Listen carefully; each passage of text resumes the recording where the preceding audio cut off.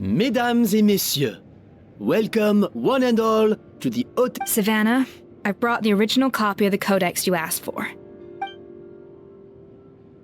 Monica? Huh? In the interests of fairness, this contest will be conducted in a double-blind format. Once the dishes are complete, they will be sent to the back of the kitchen where they'll each receive a label. The labels will be placed out of sight underneath the plates, only to be revealed after the judges have sampled them and reached a final verdict. This is to ensure that no one will know which dish is made by which contestant. As one of the judges, I promise to be fair and impartial. When my meal got interrupted yesterday, I never thought this is how they'd make it up to me. Getting a seat on the judging panel is a pretty sweet deal. Both contestants have taken their positions. Then, without further ado, let the Hôtel de Bord cooking contest commence!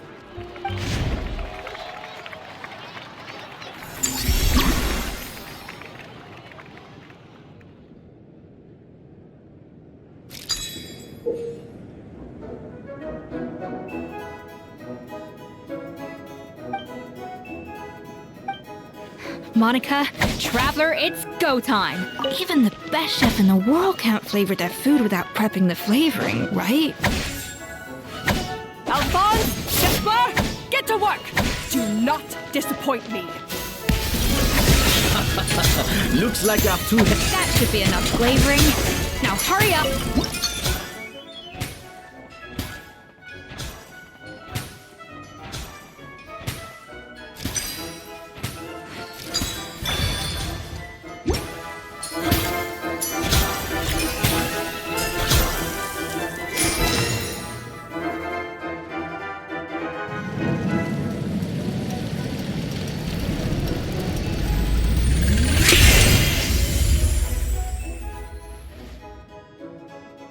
Come on, Escoffier! Come on, Traveler!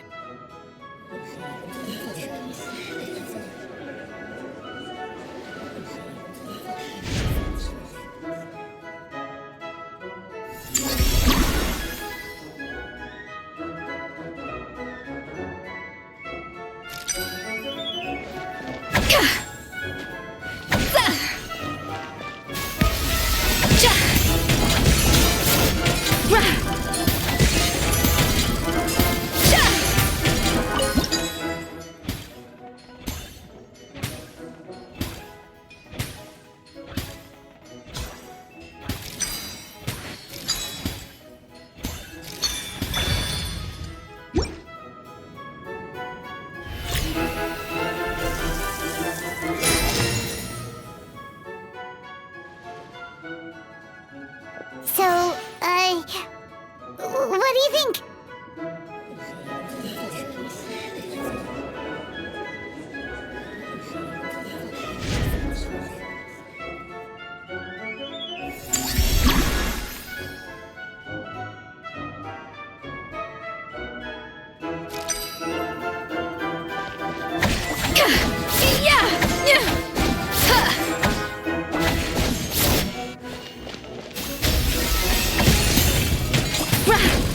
Escoffier is all...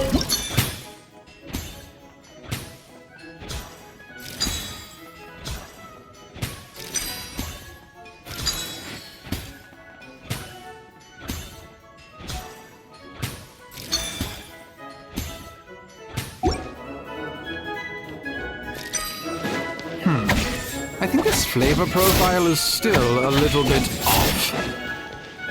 Enough! Oh, useless! Both of you! Make like an egg and beat it! I'll do it myself!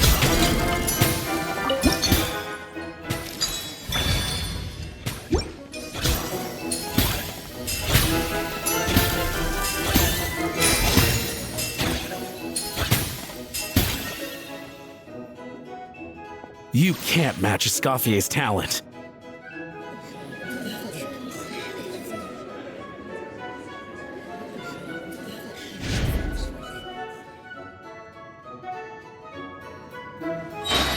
I present to you Gâteau de Bord.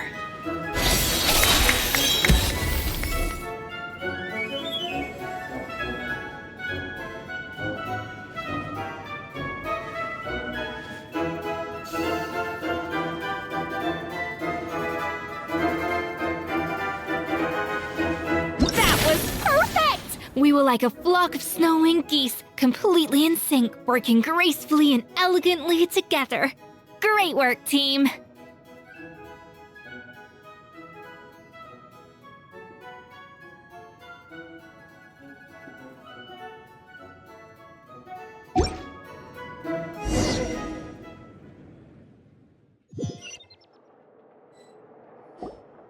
Time's up! Contestants, please take your dishes to the back.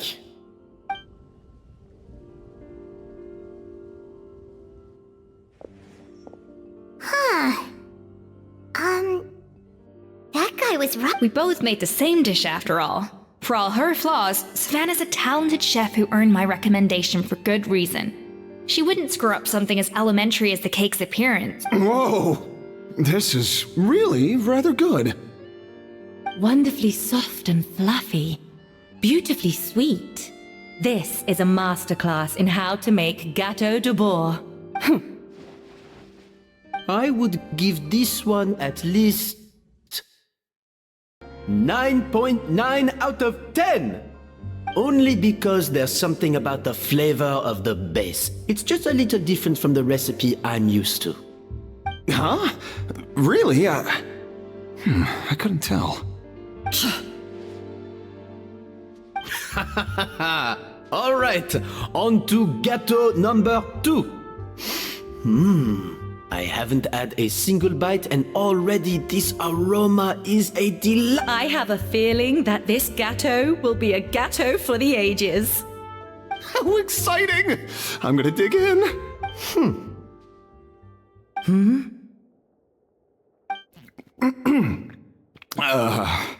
I think maybe someone got a little carried away when they were adding the sugar. Not just the sugar, it's the flavors too. This is all over the place. Who made this? It appears the decision is unanimous.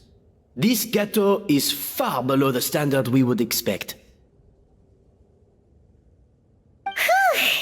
And Paimon thought this might actually be close. Turns out she can't bake to save her. Something's not right here. Savannah may not be perfect, but no way is she this sloppy. I can now declare that the creator of the first gâteau has won this cooking contest. Now, all that remains is to turn the plate over and reveal the chef's name underneath. What? It's Savannah? No! That's Hey,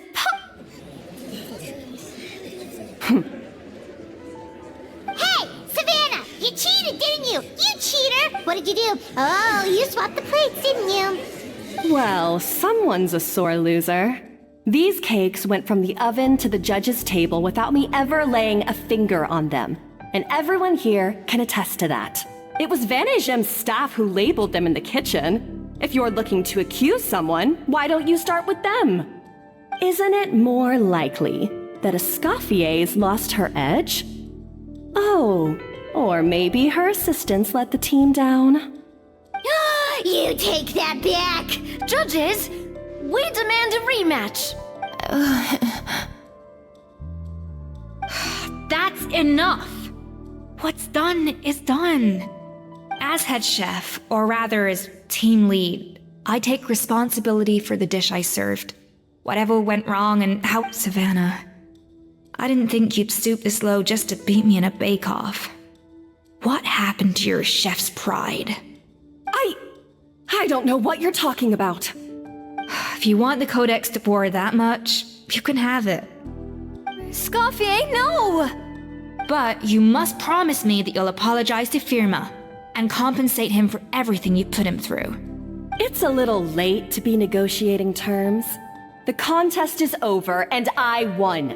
That means you owe me the Codex, and I owe you nothing. Look, Savannah, you may have fooled everyone else, but can you really fool yourself? What I'm offering is to accept defeat without looking to expose what you've done. But only on the condition that you promise to stop putting so much pressure on your staff. Fine. I'll treat this as your final handover of duties from one head chef to the next. So, will that be all? ex-head chef? Or is there any other unfinished business you'd like to leave in my hand? I didn't mean that to be a scolding from your former boss. Just a word of advice from a fellow chef and a friend. But I don't know if you're even open to input. I know what I'm doing. I don't need you. All right, fine. I'm glad to hear it.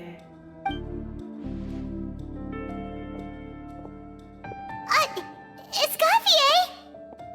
The Codex de Boer. Finally. Now, at long last, I will succeed.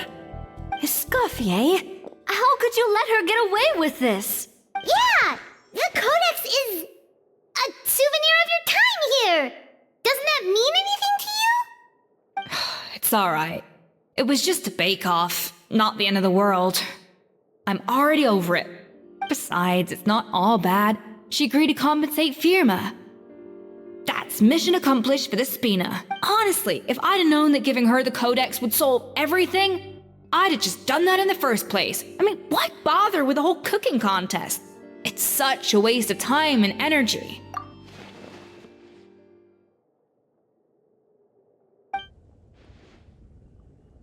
No. No! This doesn't make any sense!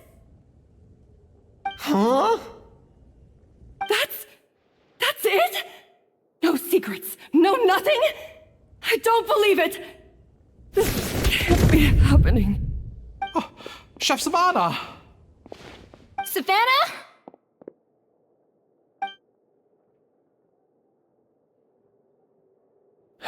It's nothing life-threatening. Just a lot of pent-up stress and exhaustion. Oh, I knew it. Pent-up stress? Her? The truth is, however hard she might be on the rest of us, the person she puts the most pressure on is herself. Yes, there are nights when she makes us redo things over and over into the wee hours. But for her, it's every night. She'll hide herself away in the kitchen, working on new techniques and recipes, and only realize how long she's been at it when we come to work the following morning. But why? Why would she do that? Our best guess is she doesn't want to be seen as less of a chef than Escoffier. And there it is. Even so, that's no excuse for taking her anger out on the rest of you. Yeah, and it's definitely no excuse for cheating in the cooking contest. About that, we honestly have no idea how she did it. We were focused on our own work the whole time, like she asked.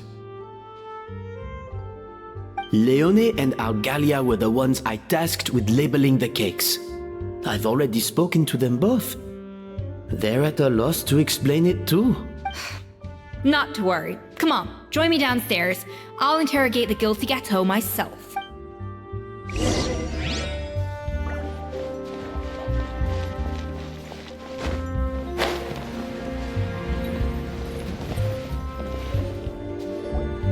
Well, how is it? Have you figured out what it was? Oh, this is aggravated assault on my palate.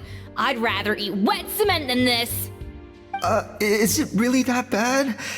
I made sure the taste tested before it was served. Oh, relax. This isn't your cake. Savannah never switched the plates. The offending flavors are coming from in between the icing and the cake base, which means someone tampered with it while it was being made. Or in other words, we have a traitor in our midst.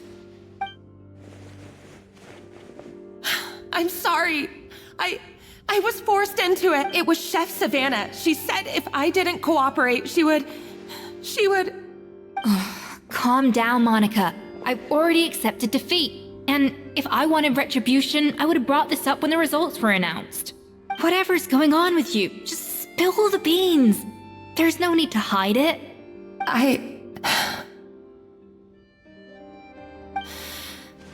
I was the one who caused the food safety incident that one time. Food safety? Wait, you mean the Lumaline incident? So you procured the contaminated ingredients? I think so. Savannah and I were on procurement that day. I didn't check everything as well as I should have, and so I let contaminated ingredients make it into the kitchen. But I swear I didn't do it on purpose. I had no idea there was an issue with them, and I didn't know it would end up with Escoffier going to... But the last thing I expected was for Savannah to use it as leverage to blackmail me with... This is crazy! So Savannah pressured you into sabotaging Escoffier's cake by threatening to expose your secret if you didn't? I know, it's terrible. I'm so sorry. I was so scared. The thought of Chef Escoffier finding out that I put her in jail? It made me freeze up with fear. I thought Escoffier would hate my guts if she ever found out, and yet somehow that's ended up in me doing something even worse. Seriously? All this fuss over a little slip-up? Huh?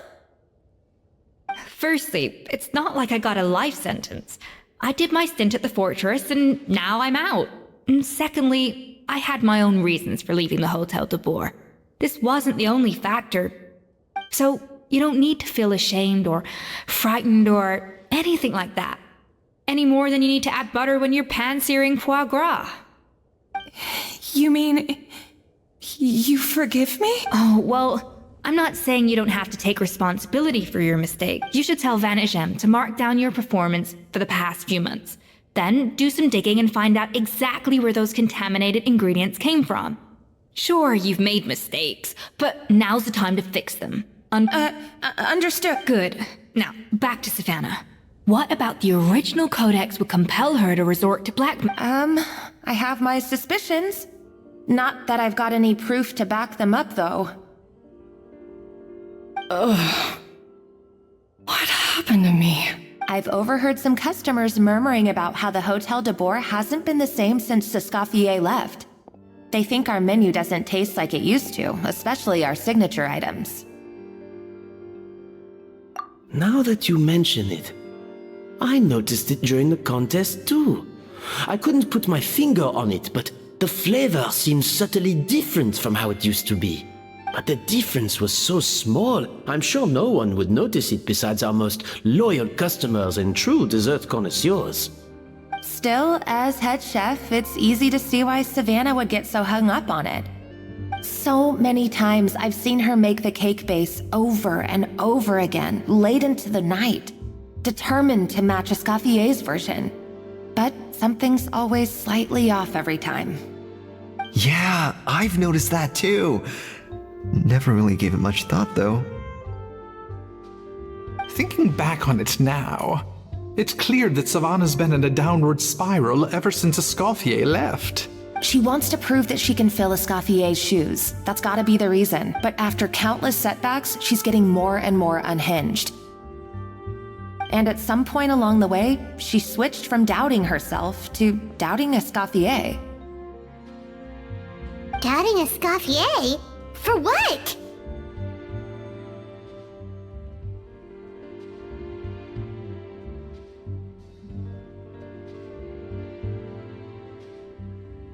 Yeah, it would explain why she was bent on getting the original at any cost.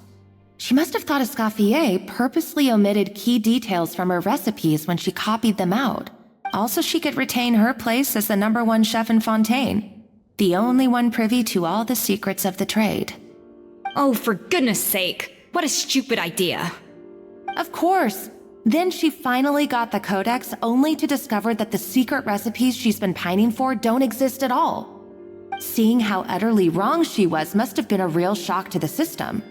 It probably brought up everything at once. It overwhelmed her, and she passed out. There's still one thing that doesn't make sense, though. If Savannah had the real recipe all along, how come it tasted different? She might not be on the same level as Escoffier, but surely after like 50 attempts, she'd get it right one of those times. You'd think so, but geniuses like Escoffier are in a league of their own.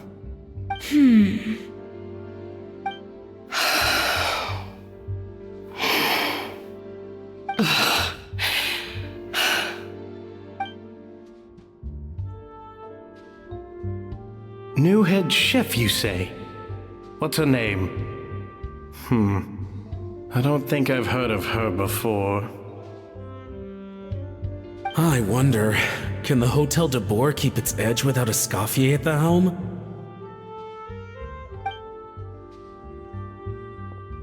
This tastes different from last time. Is it undercooked or something? Ugh!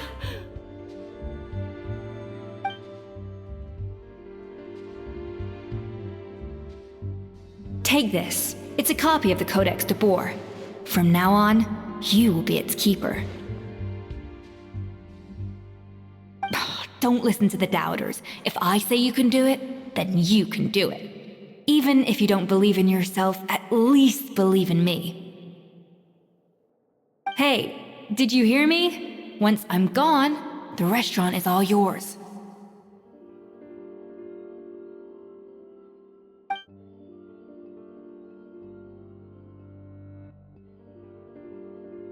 All this time, I've been blaming other people, but maybe I'm the problem.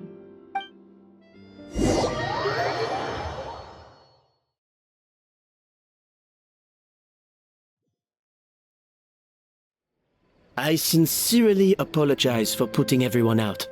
Savannah's awake now, but I don't think she's ready to speak to anyone yet. Let's give her the day to calm down.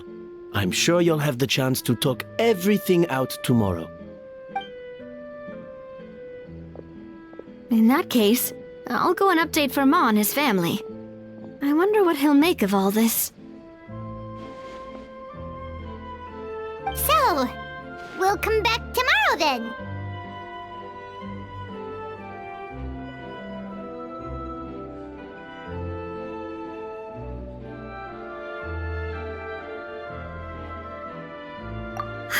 That was a long day.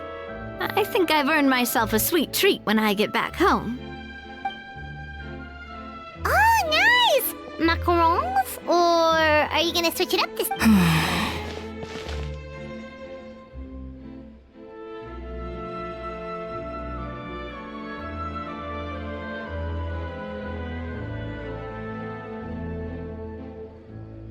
Traveler, how much do you know about the snow-winged goose?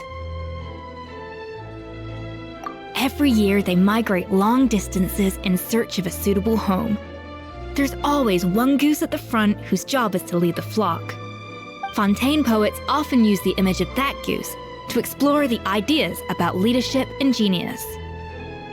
They usually imagine someone who's a cut above the rest, a model of perfection. But what those poets don't know is that during a migration, the lead goose is always changing. Once the lead goose shows signs of fatigue, it retreats to the back of the flock and allows another goose to take its place. So the truth is that leadership, with all the responsibilities and pressures that come with it, it's something that everyone takes turns at. But we humans completely miss that fact when we project our own ideas about social hierarchies onto them.